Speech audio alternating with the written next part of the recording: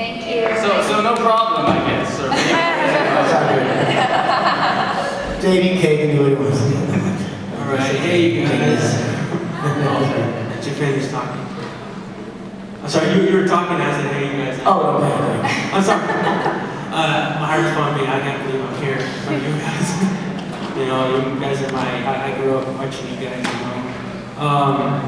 you know. Delphine, I love you. My favorite girl ranger. Thank you so much. I mean, pretty stiff competition, I must say. Not that none of you guys are No, good. they're You guys are awesome. I think it's what people do that. Zach. Or Walter. I Either or, I don't respond to both. I'm in the market, they're like, Zach. I'm like, my name's Walter, someone calls out the kid. How's about Zach the Black Man? Black Ranger. Black Ranger.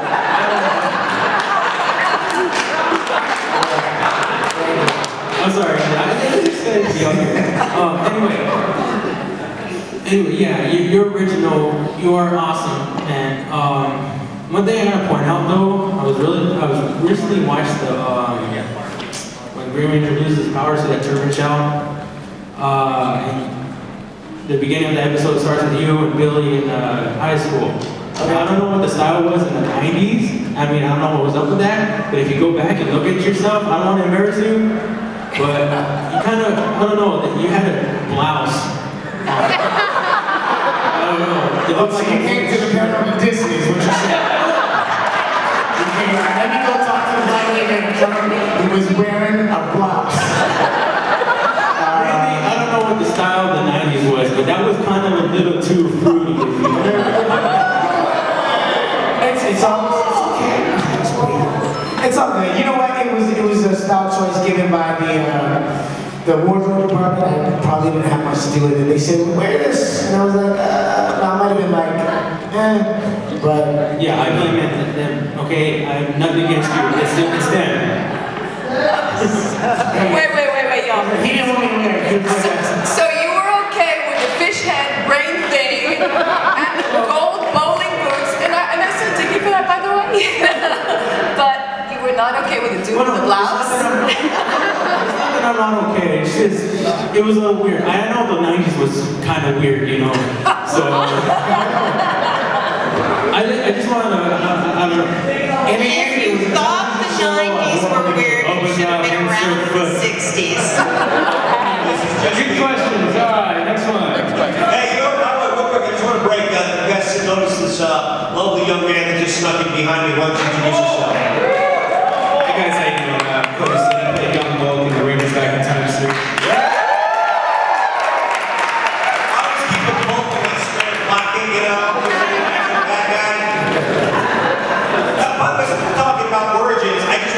Think about, do some math, and now Snow actually has a son who is probably about 20. Amazing. Do the math. How you guys doing? Is this your first time? Yeah, this is my first time. So right now, this is the first time you've sat in front of people and admitted that you played young ball. Yeah, it's like, well, I'm playing an AA meeting or something. I'm just cool.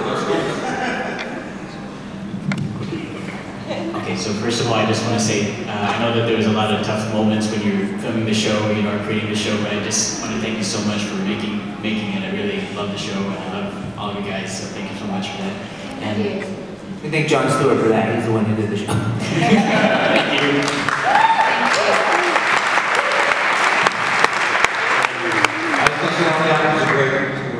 Guys, and since we're on the Balkan Scala, I just want to let you guys know, if you got something in the script that said, and Zach took the dancing, it was very minimal. It said they enter the room. He does this dance. They would go out and rehearse, almost like a Saturday skit, come in and show me. Yeah, that's great. A lot of stuff wasn't written, come up with it on their own. But the dancing and Balkan Scala was a comedic. So, give you guys a round of applause.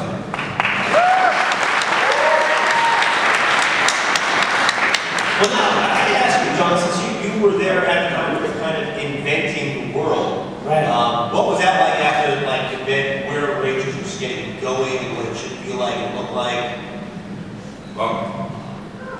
there was always probably 30 or 40 kids hanging around the set, outside of the studio, and sometimes we would get a prop, a weapon or something, and I'd go into the shaky. How do you want me to play this one? I don't care. I'd go outside and ask a 5-year-old, how would you do this? How would you shoot this? And he'd go, I'd do it like this. Okay, I'd walk back in, that's how I do it. That's right. There was no instructions with these toys or props or weapons. I made up on the spot. That's right. I just want to start off by saying you guys are awesome, and thanks for doing what you did. You're the reason I was a Power Ranger for about 4 straight Halloweens in a row. I made the switch to Batman. And, so what advice would you have for somebody who has the dreams of becoming a future Power Ranger? Well, I would say the more skills you have to attribute to be an actor or a Power Ranger, the better. I mean, pretty much everybody up here was required to be at least a gymnast, a dancer, a martial artist, and then an actor. So it's like you have to be everything else besides just being an actor, and the more you can do, the better your odds are. So would you say parkour would be good for that? Absolutely. I would say anything that you put your mind to, you can do it. If God says, if God opens the door for you to do it, you can do it. And sometimes the least qualified people get jobs that you would not even think, seriously. I mean, I have friends that have gone in for things that they were not qualified for, but God said that that's the job they're gonna have, so that's the job that they got. So, anything you put your mind to. And be prepared to work hard. You know, the one thing, being a day player, watching the Rangers as they worked, they came early, they stayed late, they were shooting almost continuously through the day. While I was sitting there getting bored and tired, waiting for my 2 minutes on film, they were out there kicking butt, doing all of that stuff. And it was wonderful to watch. They were great, and excuse me, I know I'm an old fart. You guys were a great bunch of kids, you know, and they were lucky. That's the other thing that you got. I mean, she's talking about God. God is a big part of it, but you gotta be in the right place at the right time, at the right moment. With the right skills. With the right skills. And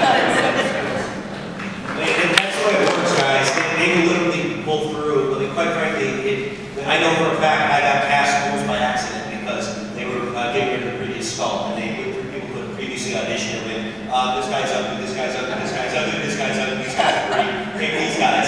But it's just like Royce was saying about sitting around all day for 10 hours, and then you have to work really hard for the next 2, like coming out of dead sleep. You gotta be prepared. The moment goes boom. So when I actually showed up for the audition by accident, I was freaking damn straight that I was ready.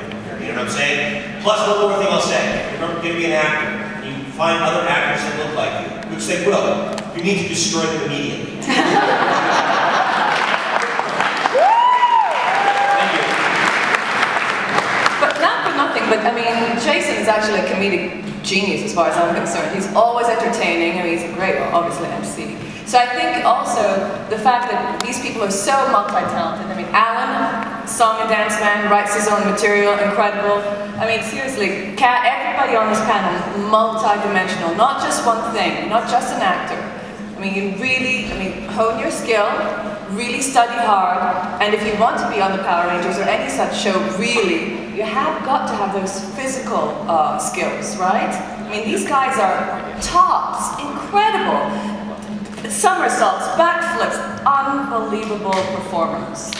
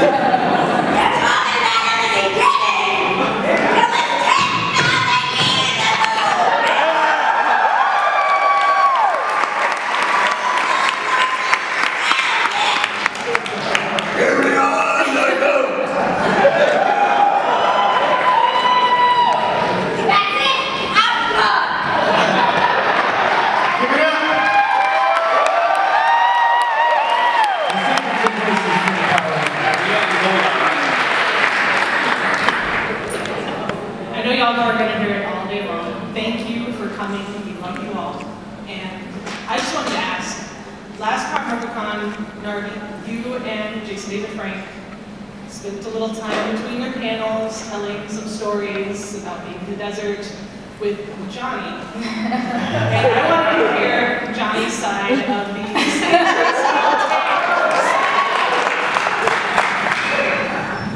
Well, we would go to the desert and shoot often.